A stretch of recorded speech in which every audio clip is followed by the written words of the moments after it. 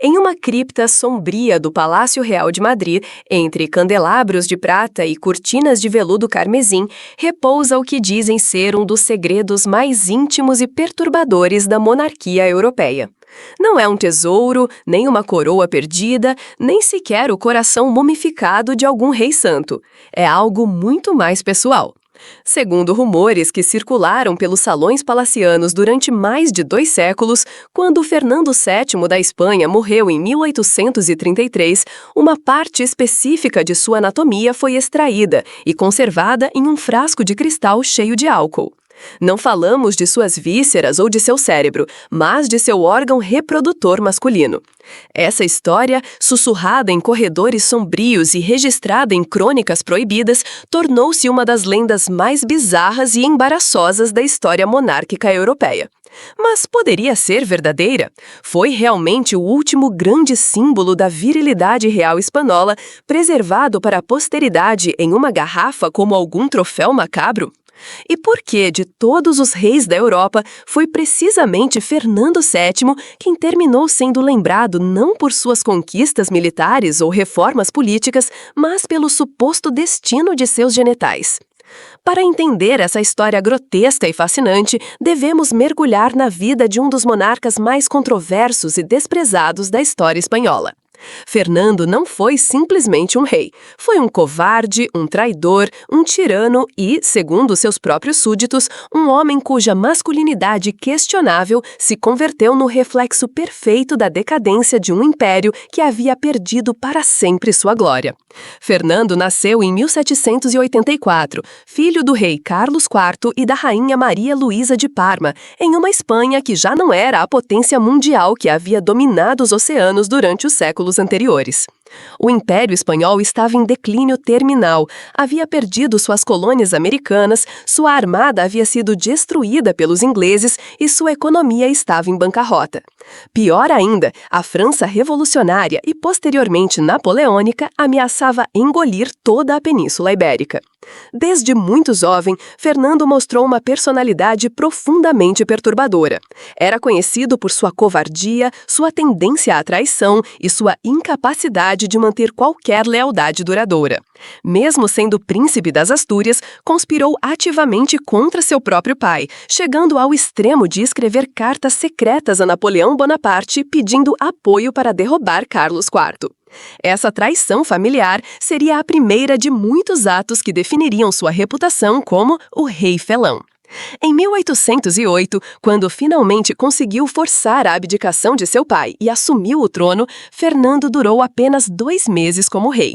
Napoleão, que havia estado manipulando a família real espanhola como peças em um tabuleiro de xadrez, convocou tanto o pai quanto o filho para uma reunião em Baiona. Ali, em um dos episódios mais humilhantes da história monárquica europeia, Fernando renunciou voluntariamente ao trono espanhol em favor de José Bonaparte, irmão de Napoleão, em troca de uma pensão francesa e a promessa de um castelo na França. Enquanto o povo espanhol se levantava em uma guerra sangrenta de 6 anos contra a ocupação francesa, seu rei legítimo vivia confortavelmente como hóspede no castelo de Valencey, organizando jantares, tocando instrumentos musicais e flertando com damas da corte francesa. Essa monumental covardia foi vista pelo povo espanhol como a traição definitiva. Enquanto os guerrilheiros viviam nas montanas, lutando e morrendo por sua pátria, Fernando comia ostras e bebia champanhe na mesa de seus captores. Durante esses anos de exílio dourado, começaram a circular os primeiros rumores sobre a duvidosa masculinidade do rei. As correspondências diplomáticas da época, conservadas nos arquivos franceses, fazem alusões veladas às fraquezas pessoais do monarca espanhol. Não se tratava apenas de covardia política, havia sussurros sobre sua virilidade física. Alguns cronistas franceses da época sugeriam que Fernando poderia ser impotente, o que explicaria sua facilidade em trocar um reino por uma vida de prazeres superficiais. Quando Napoleão foi finalmente derrotado em 1814, Fernando retornou à Espanha não como um herói libertador, mas como uma figura profundamente comprometida. O povo, em uma demonstração impressionante de ingenuidade ou desespero, o recebeu como o desejado. Essa recepção calorosa deve ter sido um dos maiores mal-entendidos políticos da história europeia, pois Fernando demonstrou imediatamente que seus anos na França não haviam mudado em nada seu caráter fundamental. Sua primeira medida como rei restaurado foi abolir completamente a Constituição de 1812, que havia sido elaborada durante sua ausência pelas Cortes de Cádiz e representava os ideais liberais mais avançados da época. Fernando restaurou o absolutismo mais brutal, perseguiu implacavelmente todos os liberais que haviam lutado pela independência da Espanha e estabeleceu um reinado de terror que faria inveja aos piores tiranos da história. Mas foi em sua vida pessoal que se revelaram os aspectos mais sombrios e perturbadores da personalidade de Fernando. Fernando se casou 4 vezes e cada casamento foi marcado por rumores, escândalos e, mais significativamente, pela aparente incapacidade do rei de gerar herdeiros. Seu primeiro casamento foi com Maria Antônia de Nápoles, em 1802, quando ainda era príncipe. Maria Antônia morreu em 1806 sem ter tido filhos, e circularam rumores de que o casamento jamais havia sido consumado. Seu segundo casamento, com Isabel de Bragança, filha do rei de Portugal, ocorreu em 1816. Isabel era descrita como uma mulher excepcionalmente bela e inteligente, mas o casal não teve filhos durante os 3 anos que durou o matrimônio antes da morte prematura da rainha. Mais uma vez, sussurrava-se nos corredores do palácio que havia problemas íntimos entre os cônjuges. O terceiro casamento de Fernando, com Maria Josefa Amália da Saxônia, foi ainda mais embaraçoso. Maria Josefa era uma mulher pragmática e decidida que, supostamente, teria tentado todos os métodos conhecidos na época para engravidar. Consultaram-se médicos, realizaram-se orações especiais, organizaram-se peregrinações, mas durante 7 anos de casamento não surgiu nenhum herdeiro. A corte europeia começou a rir abertamente da incapacidade do rei espanhol de cumprir aquilo que se considerava o dever mais básico de qualquer monarca, assegurar a sucessão dinástica. Foi durante esse período que os rumores sobre a masculinidade de Fernando se tornaram mais específicos e cruéis. Embaixadores estrangeiros escreviam em seus relatórios diplomáticos sobre a dificuldade particular do rei espanhol. Panfletos satíricos circulavam secretamente por Madrid, fazendo piadas sobre a falta do rei. Alguns chegavam ao ponto de sugerir que Fernando poderia ter nascido com deformidades genitais ou que alguma doença teria comprometido sua capacidade reprodutiva. A situação se tornou tão embaraçosa que, quando Maria Josefa morreu em 1829, Fernando, já com 45 anos, foi praticamente forçado pelo Conselho Real a tentar um 4º casamento. A escolhida foi Maria Cristina das Duas Cecílias, sua sobrinha, 23 anos mais jovem do que ele.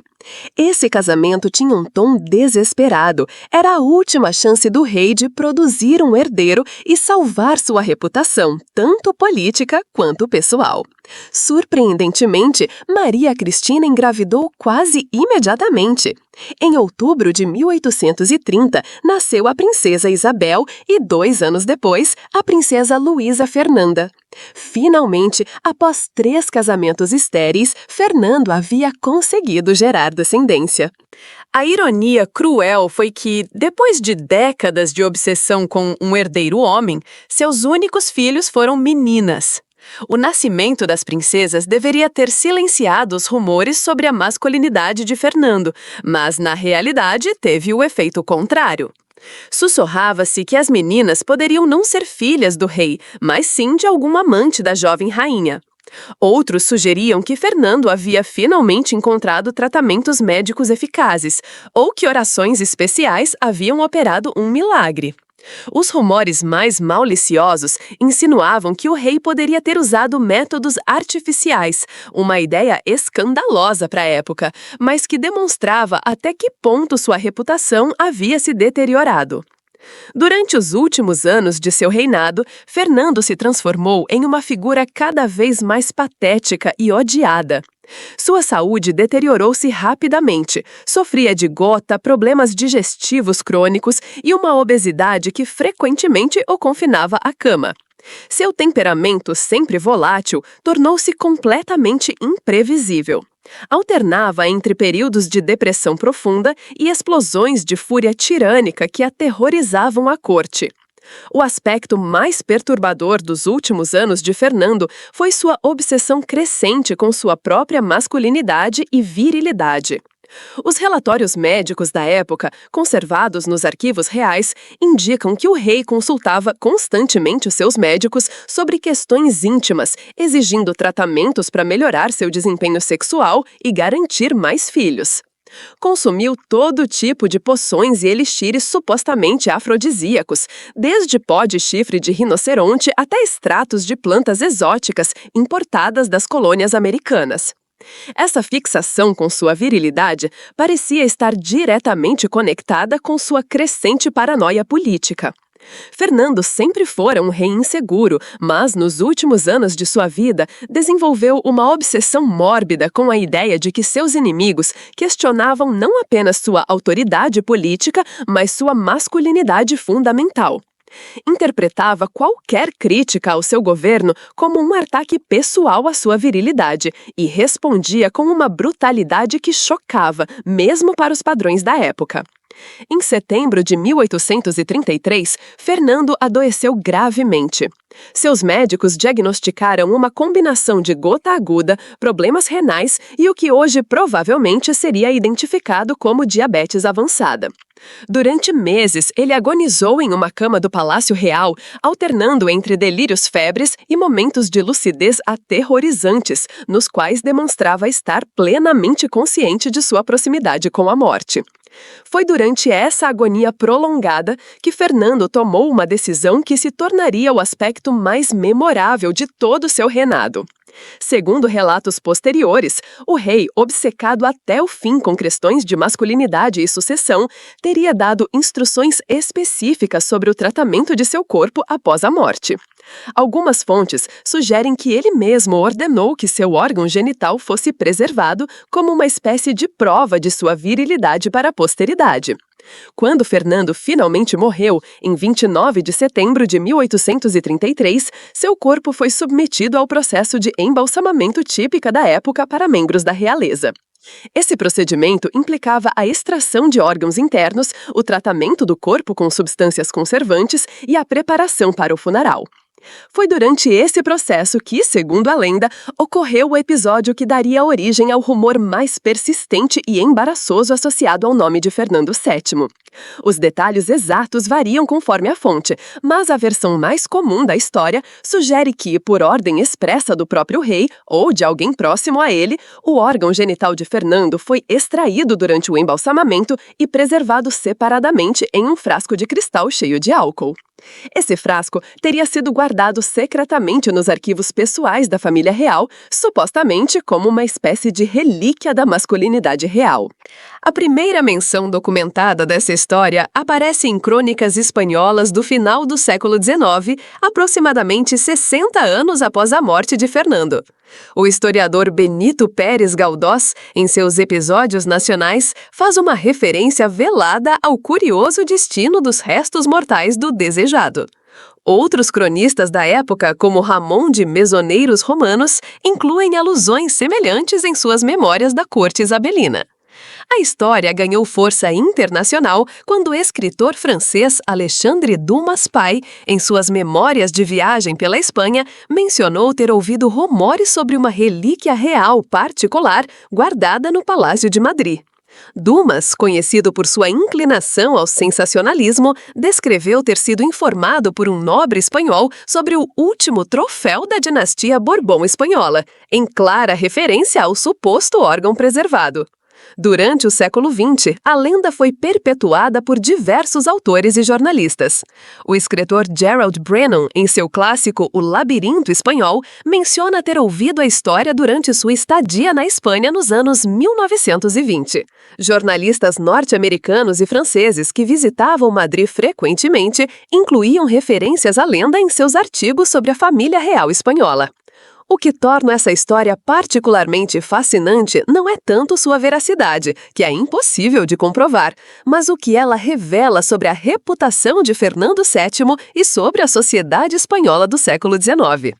O fato de que essa lenda específica tenha persistido durante tanto tempo, sendo repetida e embelezada ao longo de gerações, sugere que ela captava algo fundamental sobre como Fernando era percebido por seus contemporâneos e pela posteridade. A obsessão com preservar o órgão genital do rei morto pode ser interpretada como o símbolo final de uma monarquia obcecada com questões de legitimidade e sucessão, mas incapaz de enfrentar os verdadeiros problemas que enfrentavam. Fernando VII passou toda a sua vida lutando contra rumores sobre sua masculinidade e sua capacidade de gerar herdeiros. A ideia de que, mesmo na morte, ele teria tentado provar sua virilidade preservando fisicamente o órgão em questão tem uma lógica perversa quando consideramos sua personalidade e suas obsessões.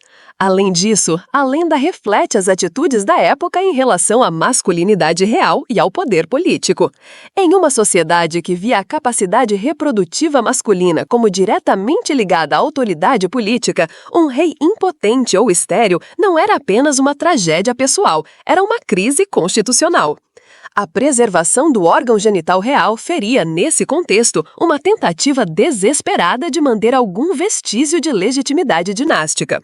A história também revela a crueldade do humor popular espanhol. O povo espanhol, que havia sofrido sobre o regime tirânico de Fernando, encontrou na lenda do órgão preservado uma forma de ridicularizar postumamente um rei que odiaram em vida.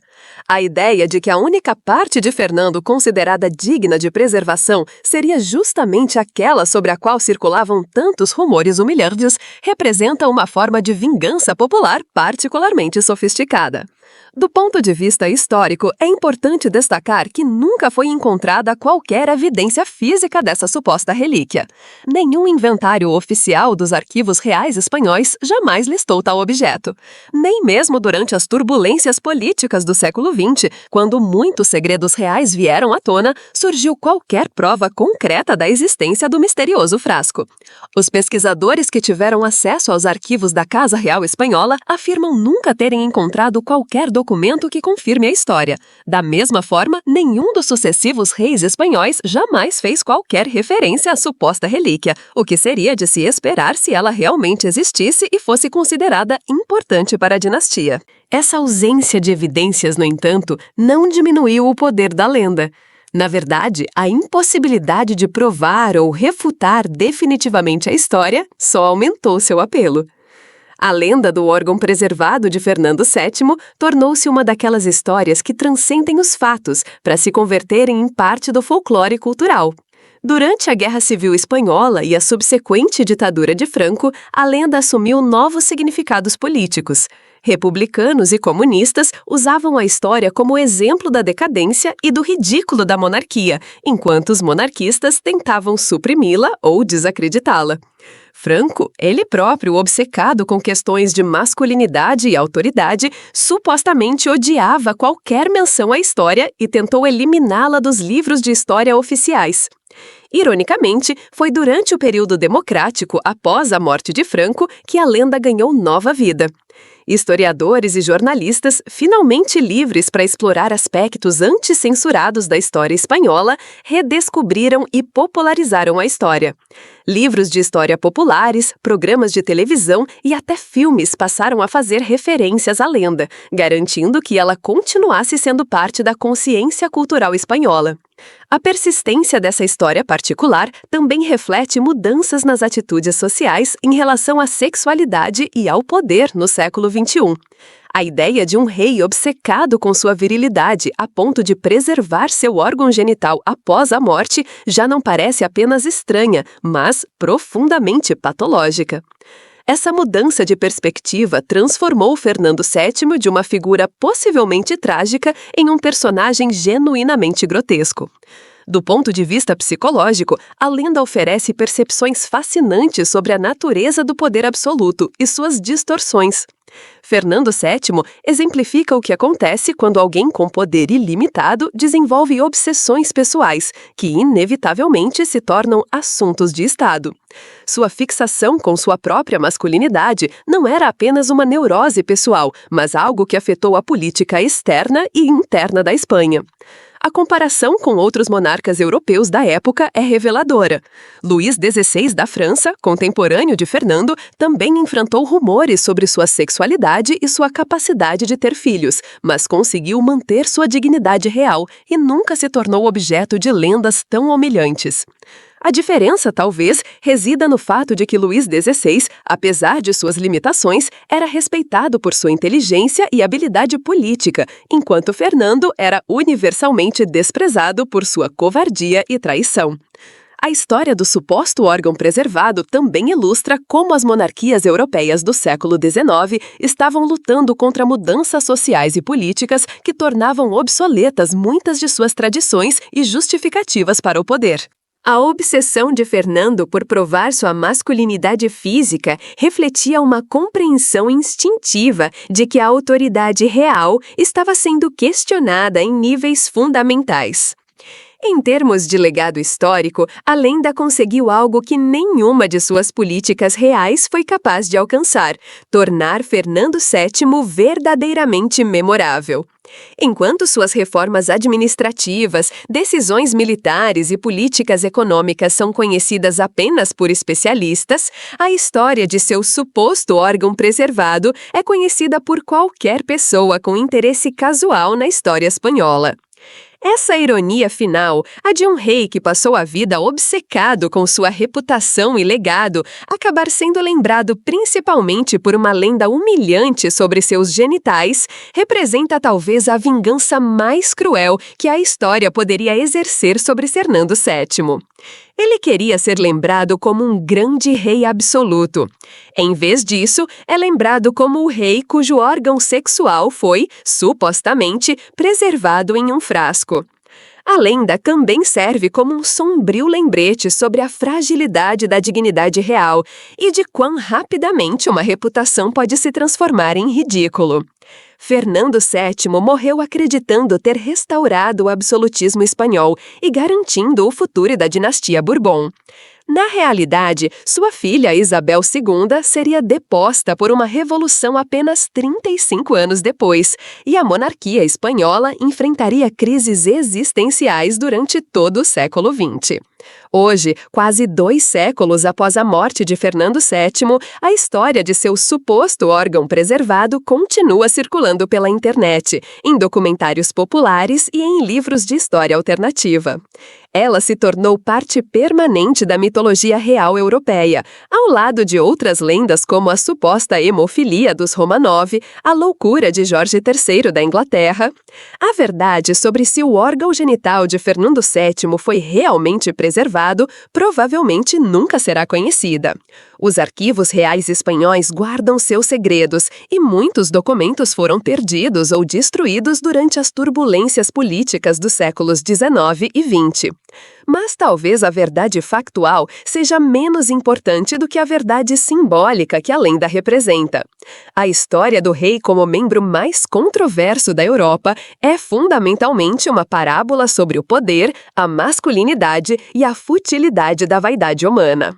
Fernando VII dedicou sua vida a tentar provar sua virilidade e autoridade apenas para se tornar objeto de ridículo para a posteridade. Se seu órgão foi de fato preservado em um frasco, seria apenas o símbolo físico final de uma vida desperdiçada em obsessões vazias e crueldades desnecessárias. No fim, a lenda de Fernando VII nos lembra que a história tem uma maneira cruel de humilhar aqueles que mais se preocupam com sua própria grandeza. O rei que mais temia ser ridicularizado por sua falta de masculinidade tornou-se exatamente isso, não porque foi preservado em um frasco, mas porque sua personalidade e ações revelaram uma pobreza de espírito que nenhuma demonstração física de virilidade poderia encobrir. A história nunca se deixa embalsamar e sempre encontra maneiras de revelar a verdade sobre aqueles que tentam controlá-la. E assim termina a história do rei que tentou eternizar sua virilidade e acabou eternizado por sua vergonha. Fernando VII buscou glória, mas encontrou escárnio. Quis ser temido, mas foi ridicularizado. Tentou controlar a narrativa de sua própria grandeza e virou lenda, mas não do jeito que ele queria. Porque, no fim das contas, não importa o quanto um rei tente esconder seus fracassos, a história sempre encontra uma maneira de exibir suas fraquezas, em frascos, em livros ou na memória coletiva. Crono Lano Hayatos. O rei morreu, mas o mito grotesco sobrevive. Se esta história te surpreendeu, curta o vídeo, compartilhe e se inscreva para mais relatos reais que são mais estranhos que a ficção. E lembre-se, o passado pode estar enterrado, mas nunca está realmente morto.